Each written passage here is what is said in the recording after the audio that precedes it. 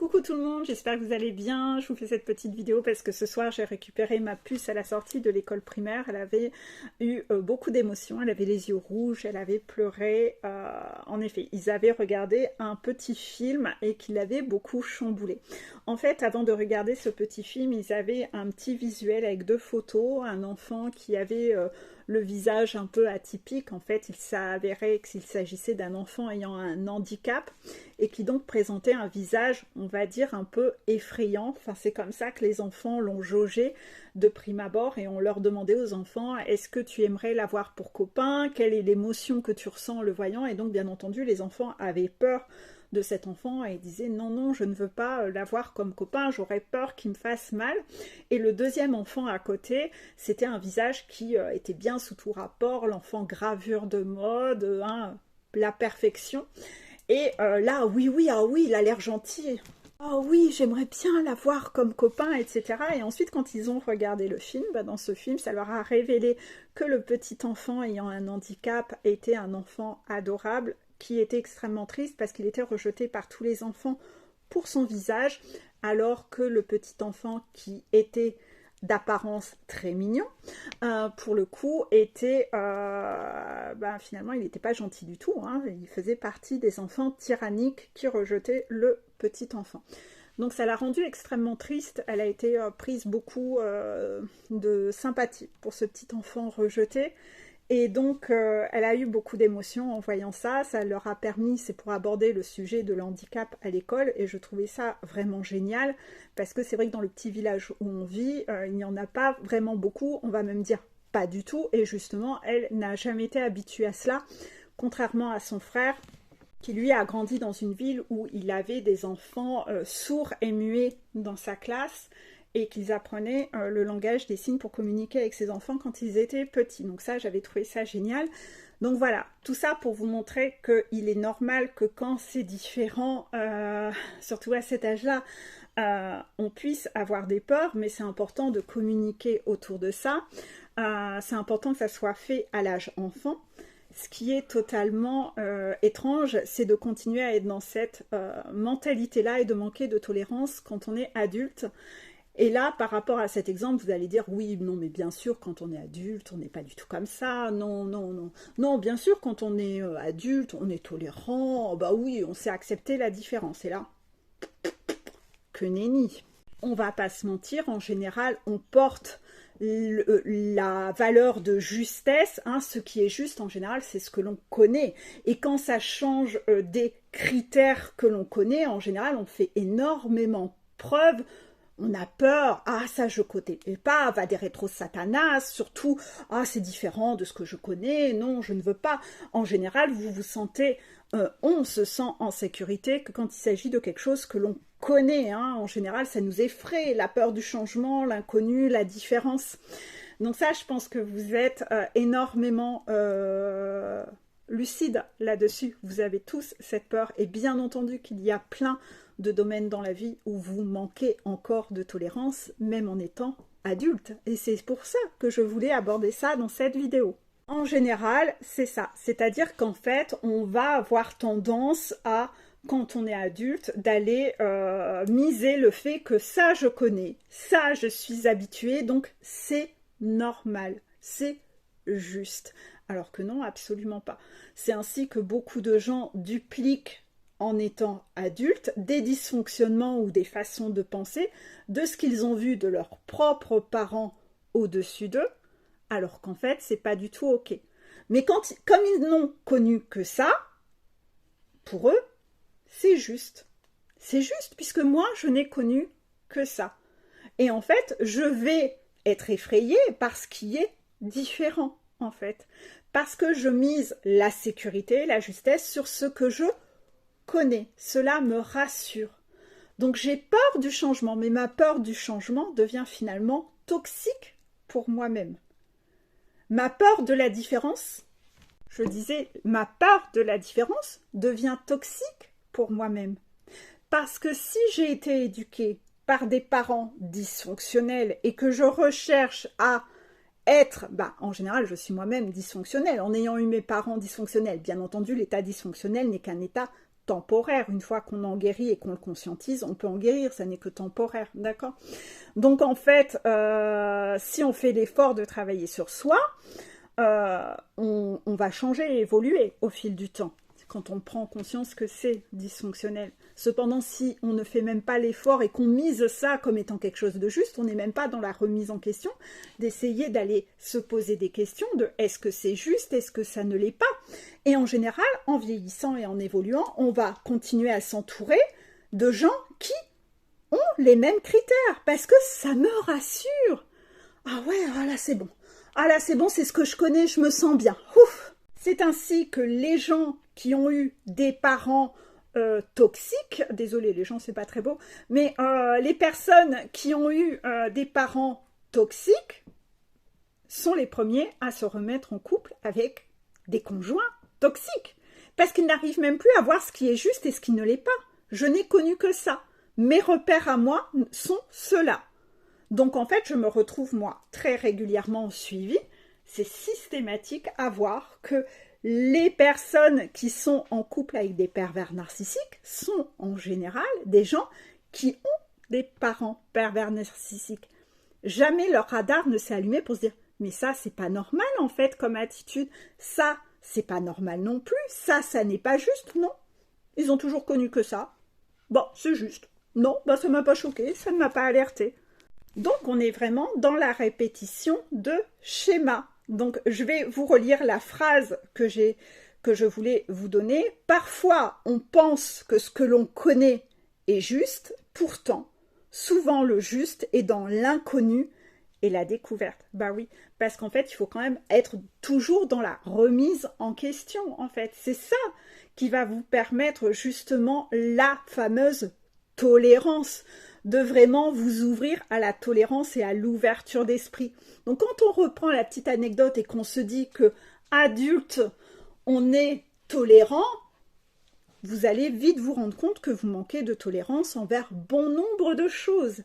Bon nombre de choses.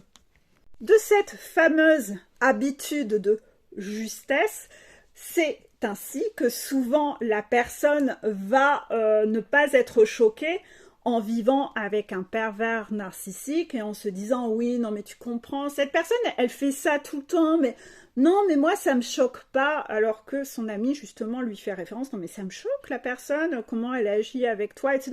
Non mais ça c'est rien, non, non, non, non, ça c'est rien, non tu le vois pas en privé, non, non, non, il est pas du tout toujours comme ça, non mais même qu'il le fasse un coup de temps en temps et en plus publiquement ou même peu importe, ne serait-ce que le fait de le faire de temps en temps, ça n'est pas juste. » Voilà, rien que ça.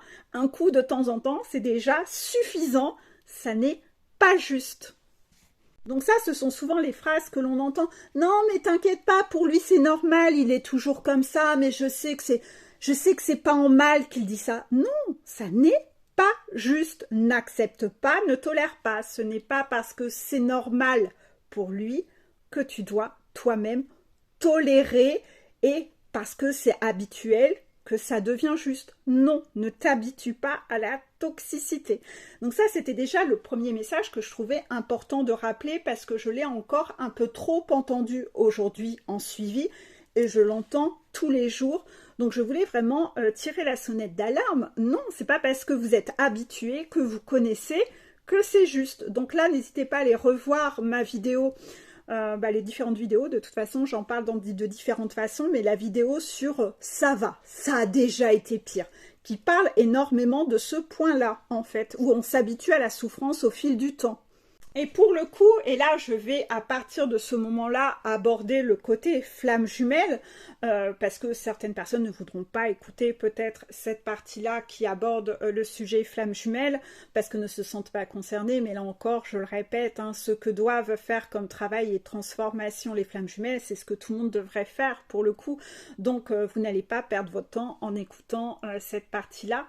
Donc je vais aborder le fait où justement Chaser et Runner qui sont sont très représentatives de la nature humaine, va vous montrer comment les deux protagonistes vont devoir travailler la tolérance sur ce parcours.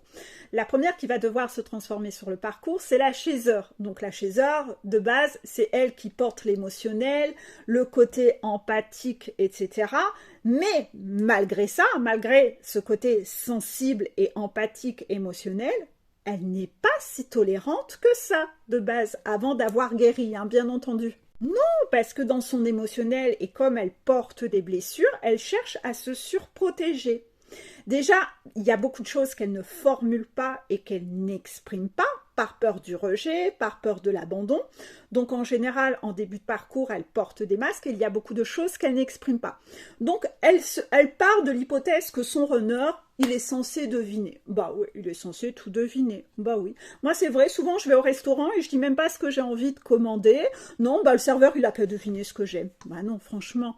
Donc en fait, le chaser va devoir retrouver cette logique de mais ton runner ne peut pas deviner, et c'est ce qu'elle a à travailler, de savoir exprimer les choses, parce qu'elle garde beaucoup trop de choses enfouies, par peur du regard de son runner, par peur de ce qu'il va penser d'elle, de comment il va la juger, il va la rejeter, il va l'abandonner, et donc elle n'exprime pas les choses, elle ne sait pas communiquer.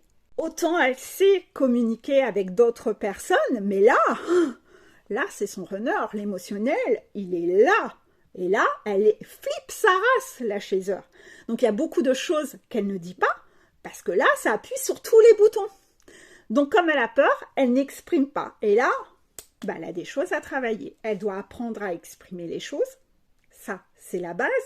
Et il va surtout falloir qu'elle soit tolérante envers le fait, et c'est là où nous y venons, que mon runner n'est pas mon clone. Non, ton runner n'est pas ton clone. Vous êtes complémentaires, vous êtes différents.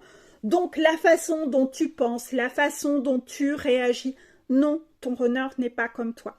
Et ça, je l'entends systématiquement et tous les jours en suivi. Ouais, mais moi, j'aurais fait ça. Ouais, mais lui, c'est ton runner. Il n'est pas comme toi. Toi, tu t'appelles éventuellement Géraldine, lui, c'est Gérard. Hein? Donc là-dessus, la chaser va devoir travailler ce côté intolérant qui est due à ses blessures. Elle veut absolument se protéger et en fait, elle en devient intolérante envers son runner. Non, ton runner n'est pas comme toi, ton runner ne pense pas comme toi, ton runner n'a pas les mêmes blessures que toi, ton runner n'a pas vécu les mêmes choses que toi, ton runner est différent. Pitié, chaser, arrête de juger les personnes en face de toi quand ils ne réagissent pas comme toi, quand ils ne disent pas comme toi, quand ils ne pensent pas comme toi, quand ils font différemment. Parce que ça te rend un peu moralisatrice et un peu condescendante. Et tu es dans le jugement, tu te crois supérieur à ton runner. Et ça, c'est la partie que la chaser a à bosser. Désolée, je sais, en général, on aime bien taper sur les runners, mais là, il faut aussi taper sur les chasers. Je suis désolée, il faut aussi faire avancer les chasers. Donc la chaser va devoir travailler ce fameux amour inconditionnel où on accepte que l'autre soit différent. Attention, accepter que l'autre soit différent ne veut pas dire que vous devez être dans le sacrifice. Hein. L'autre est différent et il me tabasse tous les jours. Ah bah je vais accepter. Non, non, non, non, non, non. Hein. Tout ça, la toxicité, on n'accepte plus. Si vous êtes en souffrance, il y a quelque chose à faire. Vous devez déjà travailler là-dessus. Et il y a des choses qui ne sont pas acceptables que bien sûr vous devez savoir vous choisir. Ça ne veut pas dire tout accepter ou être dans le sacrifice. C'est pas du tout, mais ça passe par la communication. D'accord? Donc on communique et on ose dire à l'autre qu'est-ce qui me fait souffrir. Il y est réceptif ou pas. S'il n'est pas réceptif, bah, ça veut dire qu'il y a toxicité. Donc à vous de vous choisir. Hein, c'est la base parce que quand je parle des gens qui se tapent dessus, le runner ne tape pas sur sa chaser. Hein. Ça, c'est par rapport au pervers narcissique.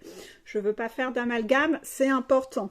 Ça peut être une relation qui peut être souffrante à un moment, mais si la personne vous tape dessus, vous maltraite, il y a de fortes chances que cette personne ne soit pas une flamme jumelle. Hein. Les flammes jumelles, ça se tape pas dessus, hein, ça on va pas jusque là, hein, d'accord. Non, non, là ça veut dire qu'en général ça doit être quelqu'un d'extrêmement toxique, même de type pervers narcissique, mais ça n'est pas votre flamme jumelle. Je me permets quand même de faire cette parenthèse et je pense que je le referai très souvent dans les vidéos, parce que souvent j'ai des gens qui commencent un suivi et qui disent « Ah ouais, non mais je pense que c'est pas ma flamme jumelle, ça doit être un pervers narcissique. » Non, ta flamme jumelle n'est pas un pervers narcissique. Il a de la toxicité parce que ça permet, toi aussi, voilà, vous avez tous les deux de la toxicité comme tout être humain, on va pas se mentir, et vous avez ça à travailler, mais le runner n'est pas un pervers narcissique, hein. Si la personne est vraiment un pervers narcissique, ça veut dire que c'est pas ta flamme jumelle, hein, d'accord? De toute façon, si tu as des doutes dessus, n'hésite pas à me demander, je te dirai si c'est ta flamme jumelle ou pas du tout, hein. Ça je le fais gratuitement, je répondrai sur ce point-là. Il suffira de m'envoyer un petit mail ou de me contacter sur Messenger. Voilà, donc voilà pour ça. Par rapport à... Bah là, c'est pour la partie chaser. Elle va devoir apprendre à être dans la tolérance que mon jumeau est différent. Et oui, je l'aime malgré le fait qu'il ne soit pas comme moi. Ça ne veut pas dire que j'accepterai tout de lui. Voilà, donc ça c'est la partie chaser en gros, hein. Mais le runner, lui aussi va devoir apprendre la tolérance, parce que lui, il a toujours grandi dans une famille où on est tous différents, alors pas d'émotions, on parle pas du tout, on communique pas, on est toujours avec des masques, on dit toujours « Oh bah oui, ça va bien, tout le monde va bien, ça va, ouais, la vie est merveilleuse, etc. » Les runners sont toujours comme ça. Bah oui, le runner n'est pas habitué à parler émotionnel, on ne lui a pas appris à parler de ses émotions, à savoir mettre les mots sur ses émotions, à accueillir ses émotions, il refoule tout et il a extrêmement peur quand il ressent des émotions en présence de sa chaser, parce que sa chaser, elle aussi, elle réappuie sur tous ses boutons. Et là, il a extrêmement peur, il n'a jamais appris à gérer ces émotions-là. Qu'est-ce que c'est que cette vague émotionnelle que j'ai en sa présence? Waouh, la claque! Je me sens vulnérable. Ben oui, parce que je ne connais pas. Je ne connais pas, je ne maîtrise pas, donc j'ai peur. Parce que là encore, ce que je connais, c'est juste. Et ce que je connais, c'est quoi? Pas d'émotion. Pas d'émotion. Des relations où je ne suis pas très engagée émotionnellement. Le runner va toujours se mettre en couple et se marier avec des femmes qu'il n'aime pas. C'est triste, mais c'est comme ça. Il a éventuellement de la sympathie, voilà, mais c'est pas de l'amour en fait. Pourquoi? Bah parce que comme ça, il maîtrise la situation.